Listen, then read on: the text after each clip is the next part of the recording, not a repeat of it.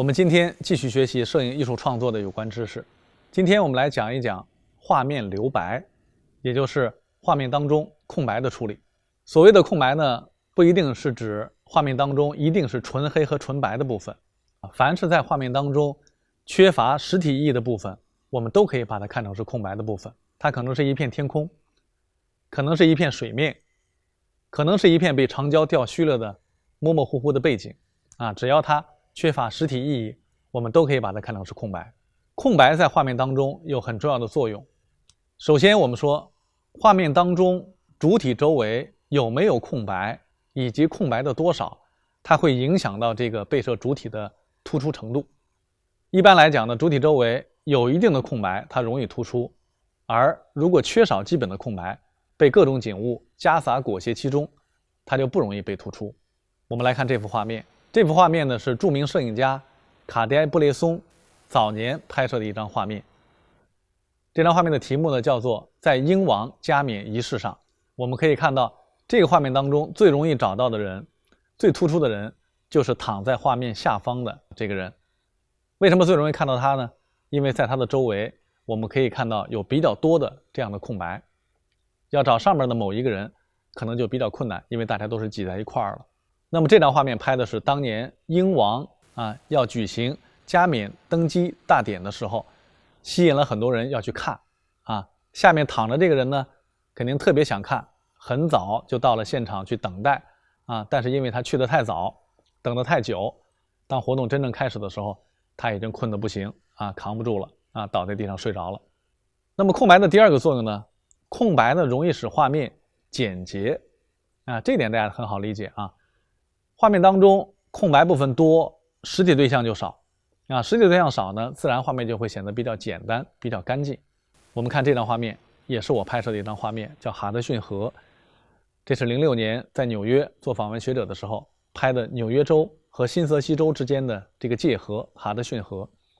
在这幅画面当中，我们有意识地保留了画面上方大面积的天空的部分，空白比较多，画面看上去呢就比较的简单，不会显得很繁杂。空白的第三个作用需要大家认真的去体悟去思考。第三个作用指的什么呢？叫空白写意空白有利于营造意境。那么说到空白写意呢，作为中国人大家都应该不陌生因为我们中国的传统绘画就非常强调这个空白的作用也特别会强调空白写意的这种手法。在中国的传统画论当中有一些经典的话就是来讲空白对画面创作的作用的。比方说有这样一句话叫做画留三分空，生气随之发画面当中保留一些空间，一些空白，才容易使画面显得气韵流转。那么画论当中还有这样的话叫做空白是画不要以为空白的部分是没有东西可看的部分空白部分它也是绘画的画面的有机的组成部分。那当然了，画论当中还有这样一句话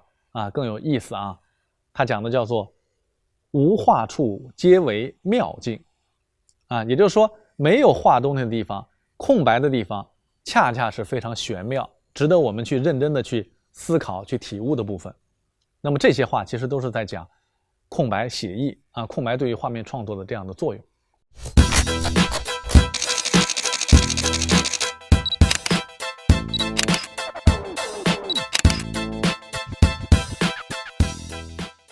那么说到中国传统绘画空白写意，齐白石是一位典型的代表。大家都知道齐白石画虾比较出名，齐白石画虾的绘画作品大家去看会发现它有一个共同的特点在白纸上宣纸上只画虾不画水。但是我们在看他的画面的时候呢，我们却会觉得所有的空白的地方到处都是水，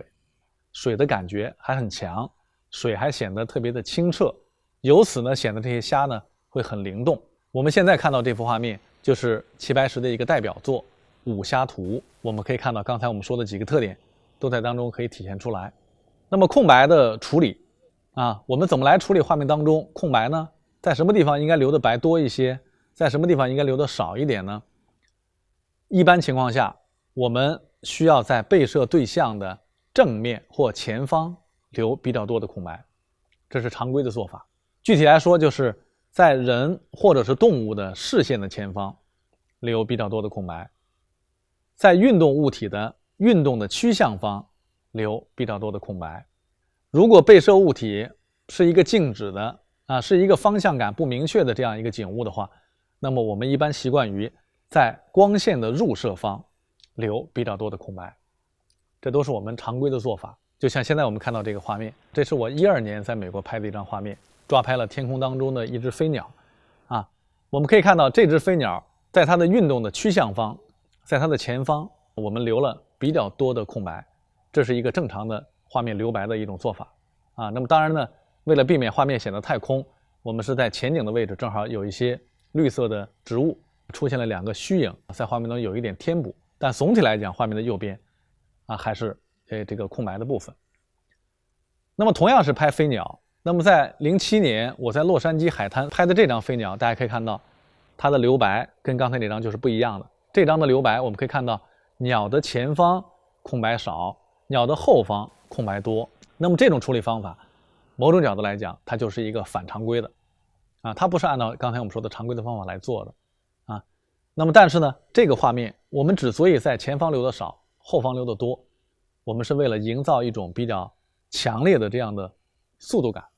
一种动感。那么这样的处理呢，会让我们觉得这只鸟飞得很快它甚至有要飞出画框的这样的一种感觉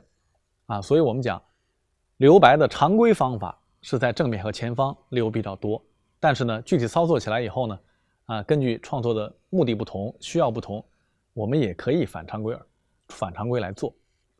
那么尽管空白具有写意的作用但是我们说呢，也还是要注意控制画面当中空白部分与实体部分的比例一般来讲呢，这个最好两者的比例不可以相差太大。常规情况下，我们一般讲究空白部分与实体部分的比例最大不超过9:1不能说画面当中90%多都是空白的部分，只有不足10%、5%的一小部分是主体对象，这样的话呢，就会显得比例失衡，相差太大。那么空白处理的第3个方面，画面当中如果出现大面积空白，我们讲大面积空白要破什么叫破呢？要在这一大面积空白当中要有一些细小的景物来点缀它，来打破它，避免这一大块空白成为一大片非常单调的生硬的没有生气的没有内容的这样一片死白。我们来看这张画面，香港著名摄影家陈复礼拍摄的摄影作品《霜叶红于2月花》。那么这张画面大家可以看到，画面的下方出现了一大片的空白，上面是黑瓦，然后呢红色的藤蔓，下面是一大片的这样的白。大家看，直接来看这个画面，这个空白的比例一定是比较大的，而且这一片空白当中呢没有什么东西可看画面显得有点条块分割，而且呢空白和实体部分呢有点失衡。但是我们可以看到，摄影家最高明的地方就在于他模仿中国传统绘画的做法，在下方这一大片空白的右下角的区域弄了一个签名，还有一个图章。那么大家可以看到，这个签名和图章一是破了这一大片空白，另外呢这个签名和图章其实又使得画面得到了平衡，否则这个画面一定是头重脚轻的一个感觉。所以这个签名和图章呢，不仅破了大面积空白而且还使画面获得了平衡的效果。那么这张画面做的还是比较好的而且也是陈复礼影画合璧创作方法的一个代表。好，总结一下，我们今天呢给大家主要讲的是画面的留白，也就是说空白的处理空白对于画面的创作是比较重要的，它可以突出主体它可以使画面简洁，它还可以营造意境。那么对空白的处理，一般情况下我们要求在被摄对象的正面和前方留比较多的空白但是这个东西呢也可以反其道而行之。那么空白呢一般要注意控制空白部分与实体部分的比例最大不超过9:1。最后一点，画面当中如果有大面积空白的话，大面积空白要破，要避免画面当中出现大块的生硬的死白。好，今天的课程就到这里。